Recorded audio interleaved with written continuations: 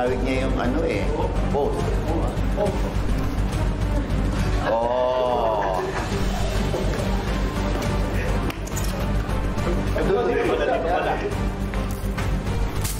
Wala na po.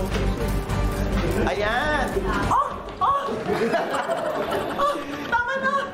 Ayan, okay. Galit at nalilito. Insecurities at thought ka. So, ayan. Din muna tayo sa galit at nalilito. I deserve an explanation. I deserve an explanation. Si Piolo Pascual kay Tony Gonzaga ito. I deserve an explanation. I deserve an acceptable reason. Bakit di mo sa akin sinabi? Yung totoo! Ano? Bakit malungkot ang beshi ko? Hindi ko magawa yung hinig eh. Kasi malungkot ang lola mo. Ayan. Oh. Okay sa'yo yun. Okay na po. Kontento ka na sa ginawa mo. Okay. Next, ang insecurities. Sino sabi? Sa my X and Y. Sabi nila isa to ha. Okay. 5 million. Okay ba? Bakit kaya niya nagawa yun? Am I not enough? May kulang ba sa akin? May mali ba sa akin? Pangit pa ako? Pangit pa katawan ko? Kapalit-palit pa ako?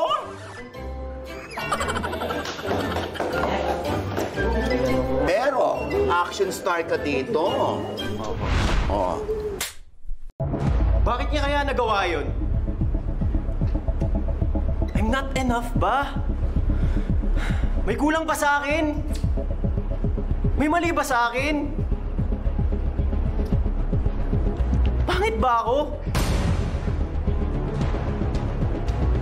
Kapalit-palit ba ako? Then why?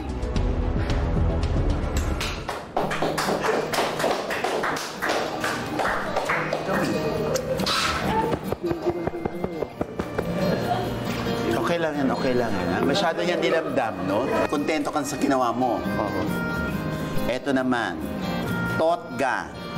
Ay, maybe this time. There was never an us. There will never be an us. Kaya please, huwag mo na ako landiin. Ganon. Pero action mo tong sasabihin, ha?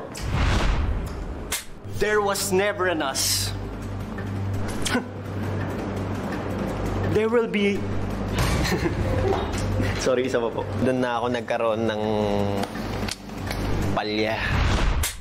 There was never an us. There will be never an us. There will be.